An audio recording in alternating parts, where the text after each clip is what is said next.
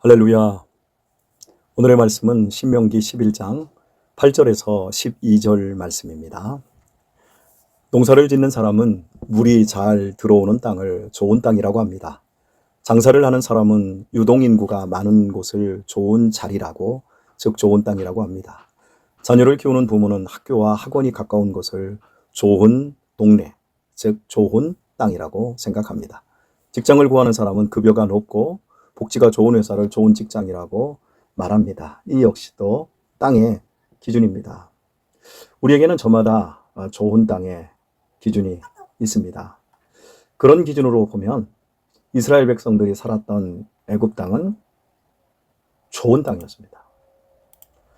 애굽에는 나일강이 있었습니다. 말씀드린 대로 큰 강에서 수로를 만들어 물을 끌어오면 비가 내리지 않아도 농사를 지을 수 있었습니다. 본문은 그것을 발로 물대기를 채소밭의 댐과 같이 하였다고 표현을 합니다.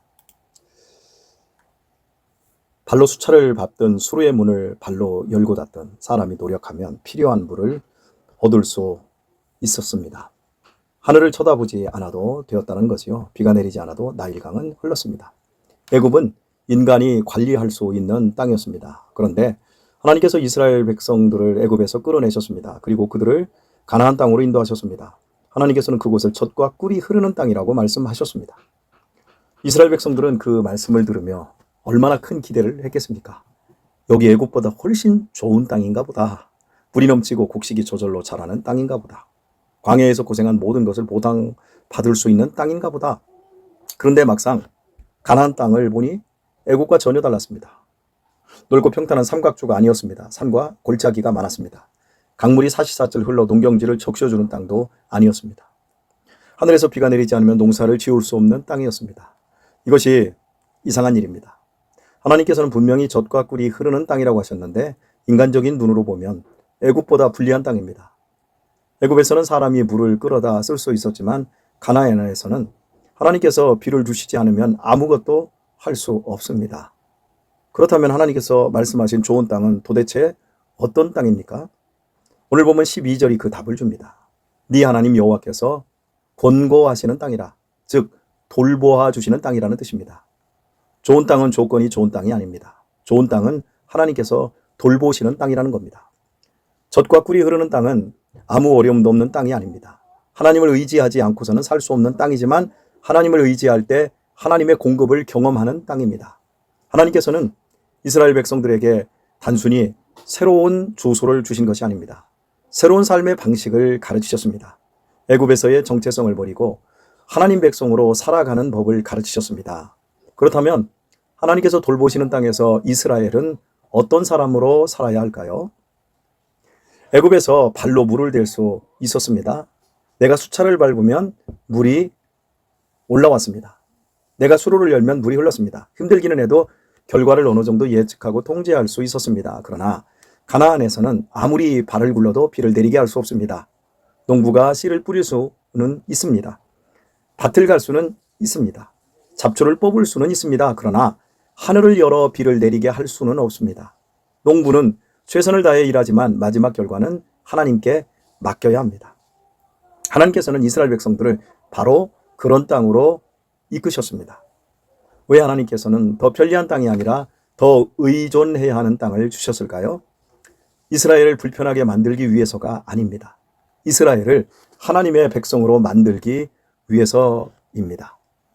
애굽의 문제는 땅이 비옥했다는 데 있지 않습니다. 하나님 없이도 살 수 있다고 착각하게 만드는 구조에 있었습니다. 강물이 늘 흐르고 수로가 갖추어져 있고 인간의 기술로 농사를 지을 수 있으니 하나님을 찾지 않아도 되는 것처럼 보였습니다. 그러나 가나안에서는 아침에 눈을 뜨면 하늘을 제일 먼저 바라보아야 합니다. 하나님, 오늘 비를 주셔야 합니다. 씨를 뿌리고도 기도해야 합니다. 하나님, 싹이 나게 주셔야 합니다. 싹이 난 뒤에도 기도해야 합니다. 하나님, 햇빛과 비를 적당히 주십시오. 추수를 앞두고도 기도해야 합니다. 하나님, 폭풍과 병충해로부터 지켜주십시오. 가나안의 농사는 곧 기도였습니다. 농사를 짓는 모든 과정이 하나님을 바라보게 했습니다. 주 안에서 사랑하는 교회 여러분, 우리는 평안한 환경을 복이라고 생각합니다. 그러나 편안한 환경이 반드시 우리를 복되게 하는 것은 아닙니다. 오히려 모든 것이 잘 될 때 우리는 하나님을 잊기 쉽습니다. 몸이 건강하면 하나님 없이도 살 수 있다고 생각됩니다. 통장에 돈이 넉넉하면 기도하지 않아도 마음이 든든합니다. 자녀가 공부를 잘하면 아이의 미래를 우리가 책임질 수 있다고 착각을 합니다. 사업이 잘 되면 내 판단과 내 능력이 모든 것을 이룬다고 생각을 합니다. 하지만 어느 날 우리가 통제할 수 없는 일이 일어납니다. 검사 결과를 기다려야 하는 날이 옵니다. 자녀의 문제 앞에서 부모의 말이 아무 소용없는 날이 옵니다. 사업의 문이 닫히고 앞이 보이지 않는 때가 옵니다. 사랑하는 사람을 붙잡고 싶지만 붙잡을 수 없는 순간이 옵니다. 그때 우리는 비로소 깨닫습니다. 아, 내가 할 수 있는 일이 이렇게 적었구나. 나는 내 호흡조차 책임질 수 없는 사람이구나. 하나님께서 붙들어 주지 않으시면 나는 한순간도 설 수 없구나. 우리는 그런 시간을 실패라고 생각합니다. 그러나 하나님께서는 그런 시간을 통해 우리를 가나안의 사람으로 만드십니다. 자기 힘으로 살던 사람에서 하나님을 의지하는 사람으로 바꾸십니다. 발로 물을 끌어올리는 사람에서 하늘을 바라보는 사람으로 변화시켜 주십니다. 믿음은 아무것도 하지 않는 것이 아닙니다. 농부는 밭을 갈고 씨를 뿌려야 합니다. 그러나 자기가 씨를 뿌렸다고 생명까지 만들어낼 수 있다고 착각하지 않는 것이 믿음입니다. 우리는 일해야 합니다. 준비해야 합니다. 최선을 다해야 합니다. 그러나 결과를 우상처럼 붙들어서는 안 됩니다. 내가 할 수 있는 일을 성실히 하되 내가 할 수 없는 일은 하나님께 맡기는 것이 믿음입니다. 오늘 필요한 은혜를 오늘 구하고 내일의 비는 내일 하나님께서 주실 것을 믿는 것이 가나안의 삶입니다. 하나님께서는 때때로 우리 삶에서 애굽의 수로를 끊으십니다. 늘 의지하던 사람이 떠나기도 합니다. 안정적이라 생각했던 일이 흔들리기도 합니다. 내가 세워놓은 계획이 무너지기도 합니다. 그때 우리는 하나님이 왜 나를 버리셨습니까? 라고 묻게 됩니다. 그러나 하나님께서는 말씀하실 수 있습니다. 너를 버린 것이 아니다. 네가 의지하던 것을 내려놓게 하고 이제 나를 의지하게 하는 것이다. 너를 메마른 땅에 던진 것이 아니다. 내가 직접 돌보는 땅으로 인도한 것이다. 가나안은 자립의 땅이 아니라 의존의 땅입니다. 그러나 하나님을 의지하는 것은 비참한 일이 아닙니다. 피조물이 창조주를 의지하는 것이 가장 안전하고 복된 삶입니다. 본문 11장 13절은 이렇게 말씀하고 있습니다.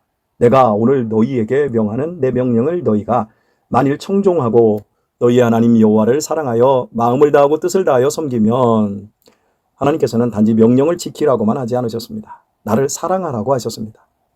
이스라엘이 가나안에서 해야 할 가장 중요한 일은 농사 기술을 발전시키는 것이 아니었습니다. 가장 중요한 일은 하나님을 사랑하는 것이었습니다. 왜 그렇습니까? 하나님과의 관계가 무너지면 그 땅의 모든 풍요도 결국 이스라엘을 무너뜨리는 우상이 되기 때문입니다. 사람은 어려울 때만 하나님을 떠나는 것이 아닙니다. 잘 될 때 더 쉽게 하나님을 떠나버립니다. 가난할 때는 하나님 도와주십시오 라고 기도합니다. 그런데 형편이 좋아지면 이제는 내가 알아서 살겠습니다 라고 말합니다. 병들었을 때는 눈물로 기도하지만 건강을 회복하면 예배를 소홀히 합니다. 취업을 준비할 때는 간절히 기도하지만 취업하고 나면 직장이 하나님보다 더 중요해집니다. 우리는 하나님의 은혜를 구하지만 은혜를 받은 뒤에는 은혜를 주신 하나님을 잊어버립니다. 우리는 하나님의 선물을 사랑하면서 하나님을 사랑한다고 착각할 수 있습니다. 이스라엘도 그럴 수 있었습니다. 비를 달라고 기도하다가 비가 내리면 비에만 관심을 갖습니다. 곡식을 달라고 구하다가 곡식을 얻으면 곡식이 하나님을 대신합니다. 하나님께서 주신 가나안의 풍요가 오히려 하나님에게서 멀어지게 만들 수 있습니다. 그래서 하나님께서는 말씀하십니다. 내가 주는 피만 기다리지 말고 나를 사랑하라. 내가 주는 곡식만 기뻐하지 말고 나를 기뻐하라. 내 손에 있는 선물만 바라보지 말고 내 얼굴을 구하라. 우리는 왜 하나님을 믿습니까? 근본적인 질문인 겁니다. 사업이 잘 되기 위해서입니까? 자녀가 성공하기 위해서입니까? 병을 고치기 위해서입니까? 노후가 평안하기 위해서입니까? 물론 우리는 그런 문제를 가지고 하나님께 기도할 수 있습니다. 하나님께서는 우리의 필요를 아십니다. 우리에게 일용할 양식을 구하라고도 하셨습니다. 그러나 신앙이 거기에서 멈추면 안 됩니다. 하나님이 내 소원을 이루어 주시지 않아도 하나님은 여전히 사랑받기에 합당하신 분이어야 합니다. 내가 원하던 비가 내리지 않는 날에도 하나님은 선하신 분이어야 합니다. 내가 이해할 수 없는 길로 인도하실 때도 하나님은 신뢰할 수 있는 아버지셔야 합니다. 이것이 사랑입니다. 아이가 어릴 때는 부모가 사주는 장난감 때문에 부모를 좋아합니다. 조금 자라면 부모가 자신을 위해 얼마나 희생했는지 알게 됩니다. 더 성숙하면 무엇을 받지 않아도 부모가 곁에 있다는 사실 자체를 감사하게 됩니다. 우리 신앙도 이렇게 자라야 합니다. 처음에는 하나님 이것을 주십시오 라고 기도합니다. 그러나 시간이 지나면서 하나님 주님이 제게 계시는 것으로 충분합니다 라고 고백할 수 있어야 합니다. 하박국 선지자가 바로 그 믿음을 우리에게 보여주었습니다.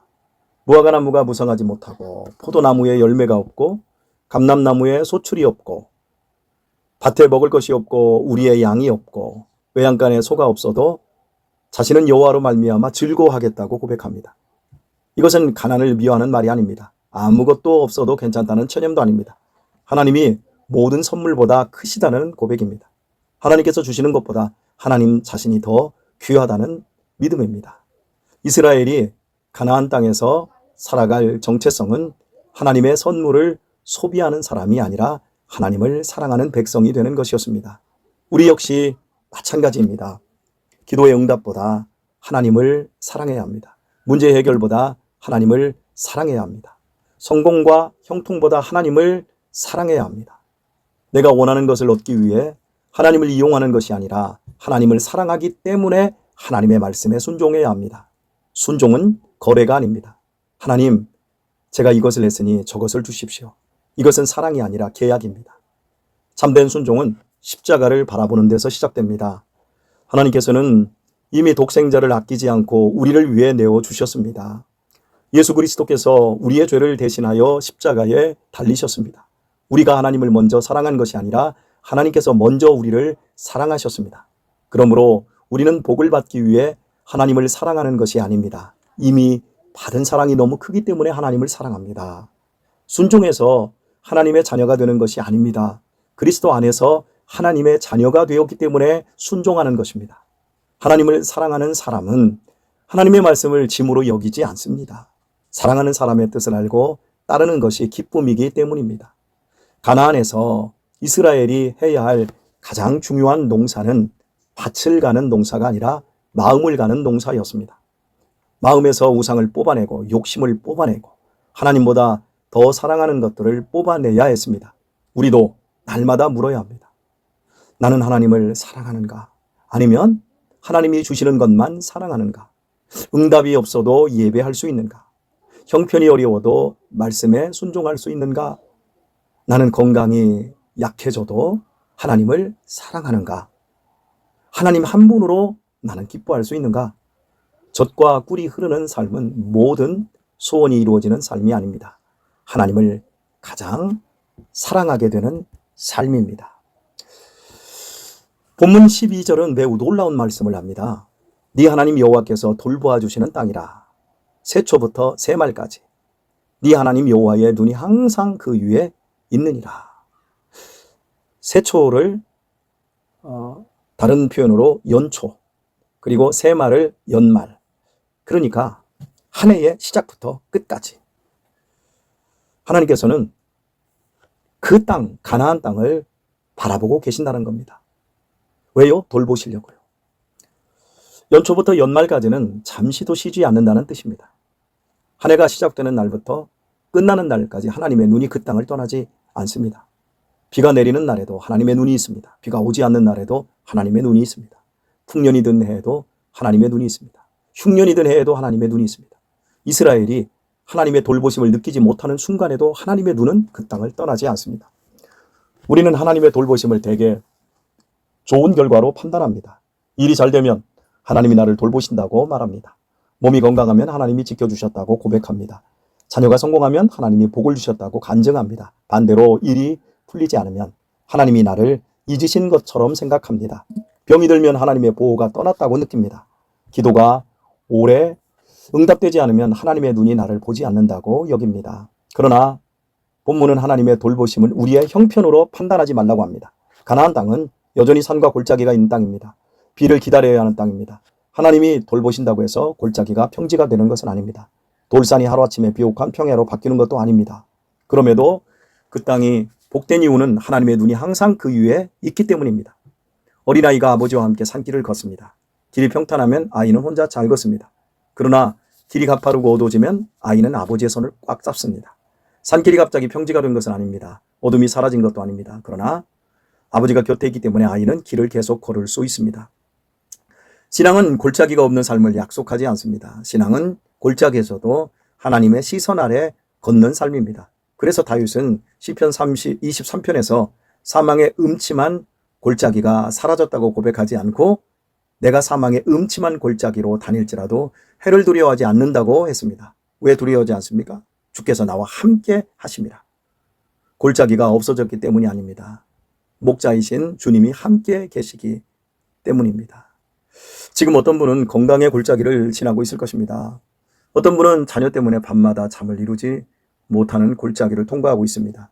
어떤 분은 경제적인 문제로 하루하루가 막막한 골짜기일 수 있습니다. 어떤 분은 사랑하는 사람을 떠나보낸 뒤에 외로운 골짜기를 홀로 걷고 있습니다. 여러분은 그 형편만 바라보며 이곳은 하나님께서 돌보시는 땅이 아니다라고 생각할 수 있습니다. 그러나 오늘 하나님께서는 말씀하십니다. 내 땅이, 내 눈이 그 땅 위에 있다. 네가 울던 밤에도 내가 보았다. 아무도 네 수고를 몰라주던 날에도 내가 보았다. 네가 쓰러질 것 같았던 순간에도 내가 너를 붙들고 있었다. 네가 나를 느끼지 못해서도 나는 너에게서 눈을 떼지 않았다. 우리의 신앙이 이렇게 능력이 있는 겁니다. 내 믿음이 약해져도 하나님의 시선은 흔들리지 않습니다. 내 감정이 메말라도 하나님의 약속은 마르지 않습니다. 내가 하나님을 놓치는 순간에도 하나님은 나를 놓지 않으십니다. 예수님의 십자가는 그 사실을 가장 분명히 보여줍니다. 예수님께서는 십자가 위에서 나의 하나님 어찌하여 나를 버리셨나이까 라고 부르짖으셨습니다. 하나님의 얼굴이 보이지 않는 가장 깊은 골짜기를 지나셨습니다. 왜 그 골짜기를 지나셨습니까? 우리가 영원히 버림받지 않게 하시기 위해서입니다. 우리가 받아야 할 심판과 단절을 예수님께서 대신 담당하셨습니다. 그러므로 그리스도 안에 있는 사람에게 하나님이 완전히 떠나시는 순간은 없습니다. 징계하실 수는 있습니다. 기다리게 하실 수는 있습니다. 광야를 통과하게 하실 수는 있습니다. 그러나 버리시지는 않습니다. 왜냐하면 예수님께서 버림받으셨기 때문에 우리는 버림받지 않습니다. 이 믿음이 우리를 살게 합니다, 여러분. 하나님의 눈이 나를 보고 계신다는 사실은 한편으로 위로가 되고 다른 한편으로는 거룩한 두려움이 됩니다. 아무도 보지 않는 곳에서도 하나님은 보십니다. 사람들이 몰라주는 충성도 하나님은 아십니다. 은밀한 죄도 하나님 앞에서는 숨길 수 없습니다. 은밀한 눈물과 기도도 하나님 앞에서는 사라지지 않습니다. 그러므로 하나님께서 돌보시는 땅에 사는 사람은 사람의 시선보다 하나님의 시선을 의식하며 살아야 합니다. 사람들이 알아주지 않아도 정직하게, 손해를 보더라도 말씀에 순종하며 가야 합니다. 유혹이 찾아와도 하나님을 경외해야 하며 형편이 어려워도 예배의 자리를 지킬 수 있어야 합니다. 왜요? 하나님께서 보고 계시기 때문입니다. 오늘의 말씀을 맺도록 하겠습니다. 어떤 사람은 이 땅이 평탄한 것, 그런 것들에만 시선을 빼앗깁니다. 어떤 사람은 그 땅보다는 그 땅을 통해서 이룰 하나님의 놀라운 역사를 보기도 합니다. 우리가 사는 땅이 가나안 땅입니까? 철저히 의존해야 하는 땅이라는 걸 꼭 기억하십시오. 의존하지 않고는 우리의 삶을 한순간도 버텨낼 수 없습니다. 아침에 눈 뜨면 하늘을 바라보셔야 합니다. 그리고 우리의 신앙의 모든 관점은 하나님을 더 사랑하는 대로 가는 겁니다.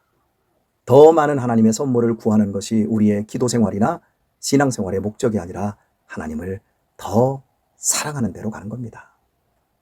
그리고 나의 삶을 하나님이 날마다 연초에서 연말까지 지켜보신다. 그래서 내가 어떤 골짜기에 있다 할지라도, 어떤 평탄한 대로를 다닌다 할지라도 절망하거나 교만할 수 없습니다.